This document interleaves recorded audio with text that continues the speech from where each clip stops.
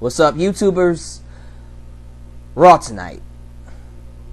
The best word I have to describe Monday Night Raw live in London, England. I love the UK crowds.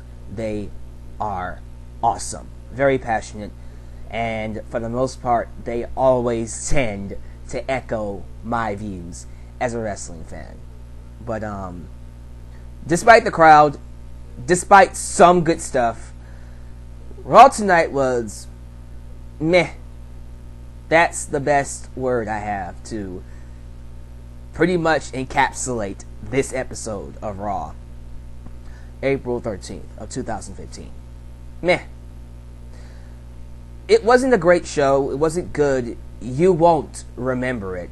As a matter of fact, you won't go back and watch it over again. But in terms of building up,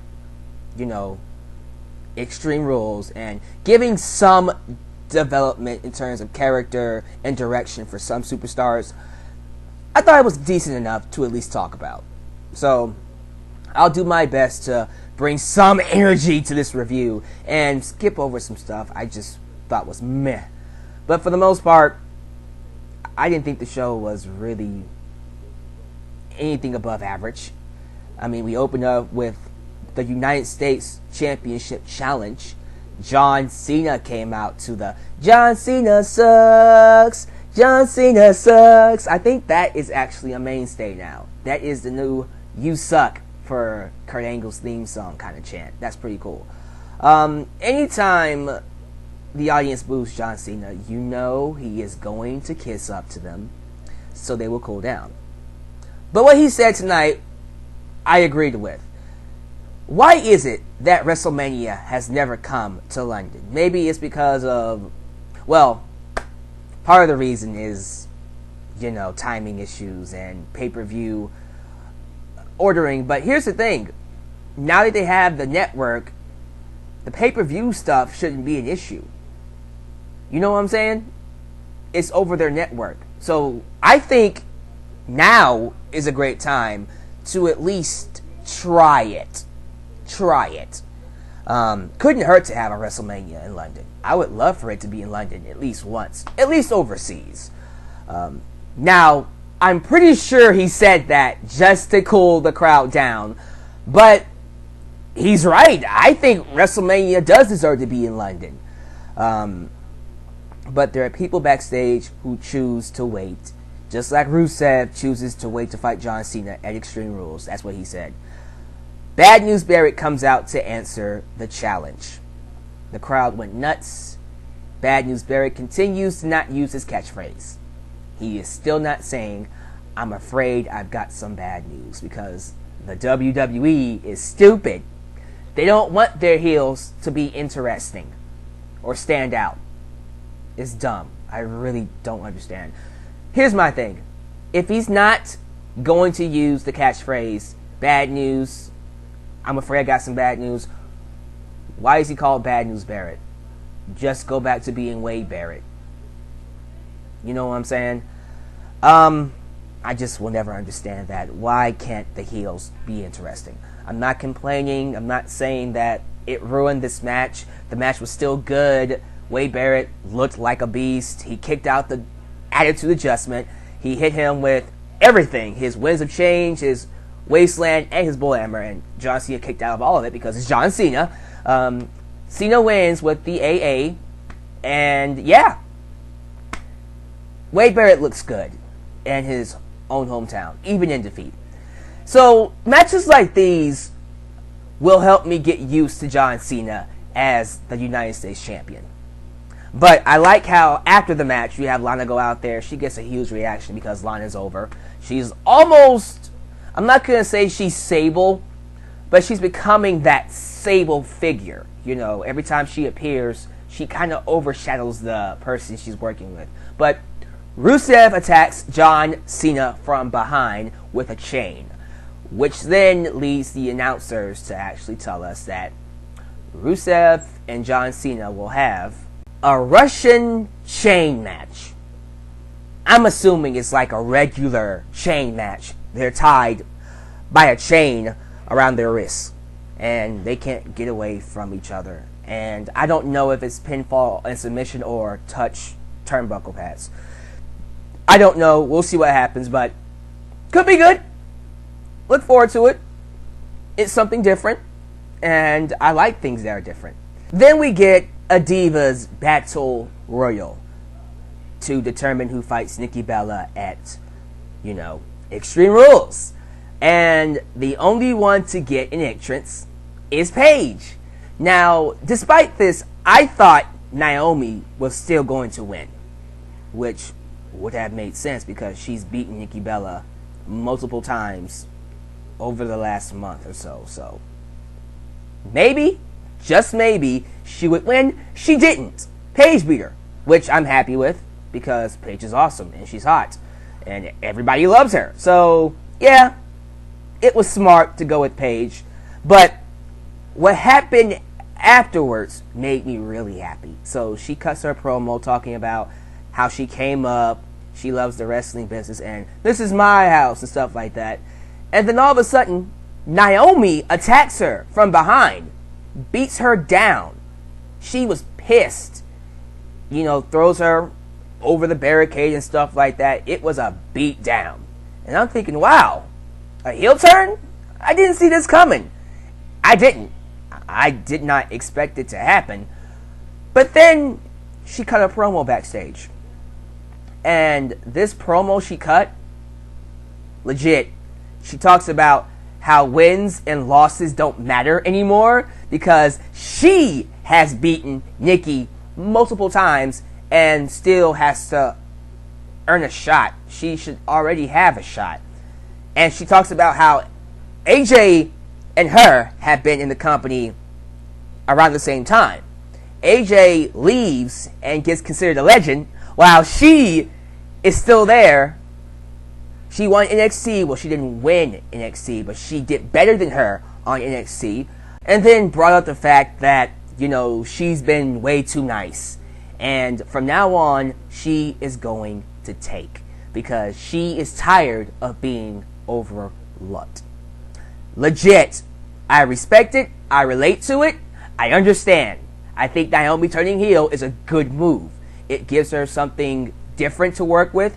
It allows her to be versatile and actually be a little bit more free with herself. I look forward to seeing what she does. I think she can make this work, actually. I look forward to it. Because if Paige is going to beat Nikki Bella, for her next opponent to be Naomi, absolutely. Absolutely. And I like Naomi. I like this sass and, thug life kind of personality. She's a thug, man. She a real thug. I like her.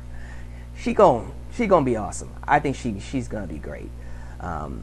Bray Wyatt cuts another cryptic promo talking about ripping love from someone's heart and replacing it with fear. And he's calling himself the new face of fear, although he lost to The Undertaker. But we are not supposed to remember that. Shh. He didn't lose to Taker. Whatever. He lost to Taker. They're moving on, so we should move on. That match clearly means nothing. Whatever, man. I just don't like it when they do that. They play up a match as a big deal. Then he loses. Then afterwards, it becomes nothing. It's not a big deal at all. So it just really, really irritates me from a storyline perspective when they do that. Whatever. So, whatever. I don't care, man. I'm just moving on. Whatever they're doing with Bray Wyatt, just do it. Just do it. The Lucha Dragons were extremely over in the UK tonight. The Lucha. That was awesome. Crowd loved it. They loved it. They fought the Ascension. They were all over Kalisto. Kalisto is a highlight in the tag team division right now. You know what? The more I think about it, by the way, the Lucha Dragons won. The tag team division is actually becoming more prominent again. Despite the Usos being out, and honestly, the Usos being out is a good thing because they've been so overexposed that I think them being away is a good thing. They get time to be missed. And the other tag teams get time to shine, which I like. I really do like that. So, Primetime Players had a promo tonight. They were hilarious. I don't know what it is, but them mocking all these tag teams and pretty much making them out to be fools because they are fools and exposing why their gimmicks suck. I love it. It works, and they're getting over with it. I love the Primetime Players. Millions of dollars. Millions of dollars. Millions of dollars. They're awesome. I think that's the only thing related to tag teams on this show. Oh, and Cesaro and Tyson Kidd fought Randy Orton. The first fall ended in a DQ, and then Kane made it a handicap match, 2-on-1.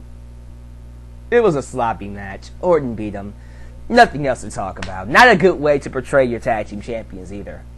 No, it wasn't. I wasn't happy with that. I was extremely depressed to see Dean Ambrose fight Adam Rose. Adam Rose. Adam Rose. Has he fallen that far? Dean Ambrose is now fighting Adam Rose. And Luke Harper fought Ryback again. And he lost by DQ. And then Ambrose came out and attacked him. They're not even trying to give them a legit feud. Oh my god. It's really starting to annoy me when WWE does that. They're just not trying. Try. That's all I ask, is that you try. Don't just have these guys go out there and do nothing.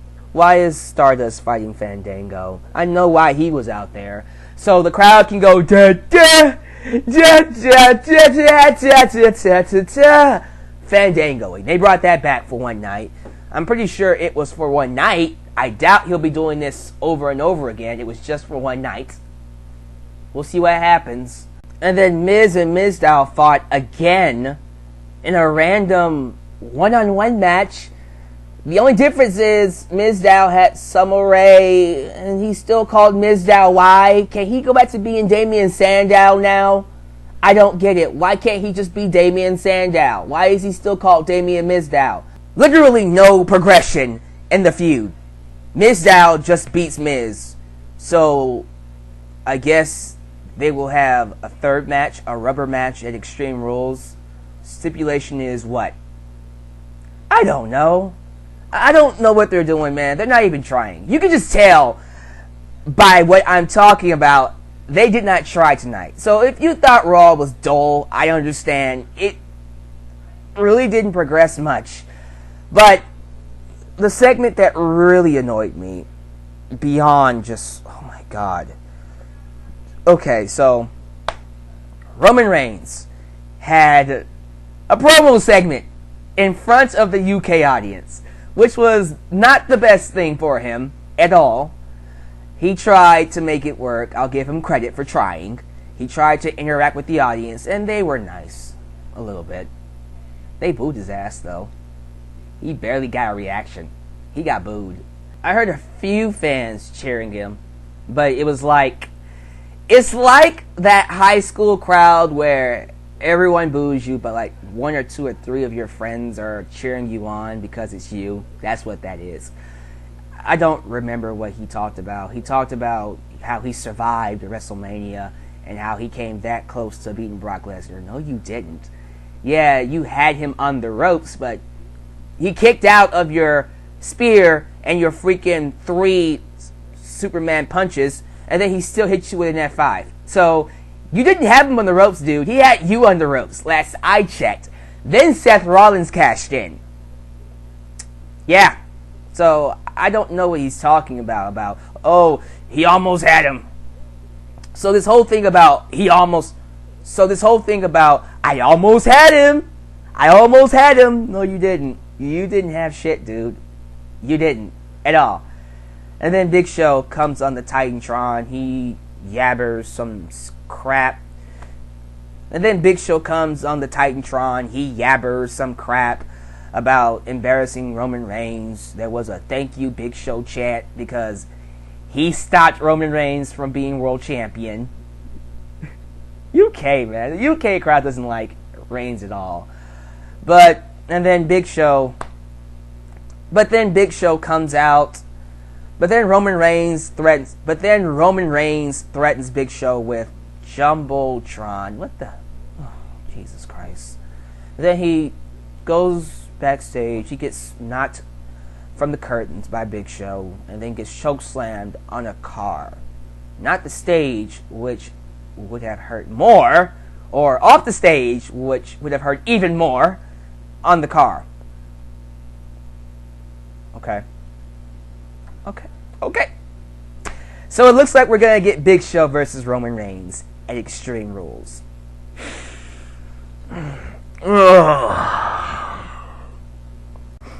Okay.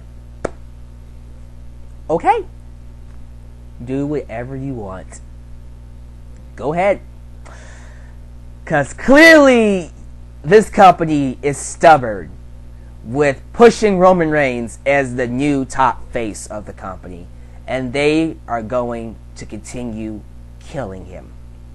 This feud with the Big Show is not helping Roman Reigns. I don't care how much shine you give to the Big Show. This guy is boring and he needs to go away. Roman Reigns will not benefit. He is not benefiting from feuding with the Big Show. But whatever. Do what you want. Because I got into a debate with Good Mic Work on Twitter about Roman Reigns, and whatever, man. If you think he's a good performer, awesome. If you think he's a good worker, great. I don't care what you think about him. Okay, I see the potential in him. And you know what? This is where he needs to be. Not in the main event. Not as a world champion. Because clearly he's not ready. Can he be that one day? Sure. I do wish they'd give him something else to work with besides a boring feud against Big Show, or maybe something interesting like a heel turn or something different.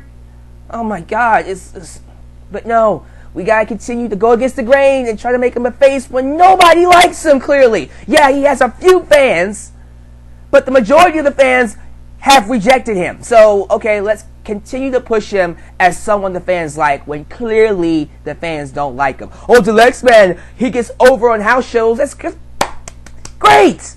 That's wonderful. I don't care. Okay? He has a fan base. That's wonderful. But clearly this guy is not connecting with the audience. And you will learn what's going to happen if you continue to push him like this, because the audience is going to continue to reject him, and then he'll be nothing at all. I loved the match between Ziggler and Neville. That, to me, was the highlight of the night. If you don't watch the show, watch that match. Neville versus Ziggler. Really good match. Really, really good match.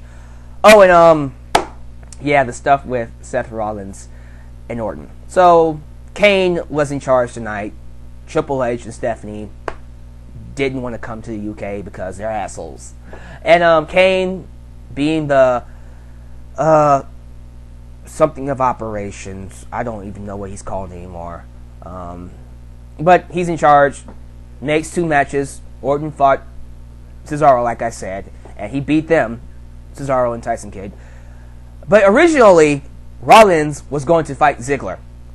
Rollins made Kane change the match to Kane versus Rollins, because he is a part of the Authority and he needed to do what was right. Kane teased, breaking out from the Authority, and I guarantee you that will lead to something. I don't know what it will lead to. Probably nothing good. If this is leading to another face turn and Kane will put the mask back on, I'm just... You know what? Fuck it. Just fuck it. If he does do it, if it's the original mask with the theme song and stuff like that, I might mark for that. But if he comes back with that fruit roll-up mask, I don't know. At least get a different mask. Make it look somewhat old school. I don't know, man. It's just, I'm just tired of Kane. I'm tired of Kane and Big Show. And they are both main fixtures on the show. And I think that's hurting the show overall. I'm sick and tired of these two. I'm just am, man. I'm just sick. Okay, but Yeah, he let Rollins pin him, and the ending segment was Orton and Rollins choosing their stipulation, and Randy Orton chose Steel Cage, Rollins chose no RKO. The RKO is banned. He didn't ban the punt, and someone made this comment on Twitter. I laughed at it. Well, the RKO is banned, but the Diamond Cutter is not. They're not going to let it slide. The Cutter. I think he means the Cutter is banned. But, meh. Tonight's Raw was nothing special. I'm leaning between a C or a D. I'm going to be generous and give it a C. We got a lot of good stuff tonight. We got the match between Ziggler and Neville. We got the Lucha Dragons. We got Naomi turning heel. We got the primetime players developing their whole shtick. And we got some fresh stuff. No Authority promo. And Cena and Bad News Barrett was a good match. So, overall, there was enough good stuff to make it average. But that's all it was. It was a blueprint average show. That was close to being dull. So, take it as you will. You might even say C-, but it's still a C. But that's all I gotta say. I just thought tonight's Raw was very meh. Let me know how you felt about it down below. You know, I hope this isn't a sign of things to come, because if it is, man, this is gonna be a long season until SummerSlam.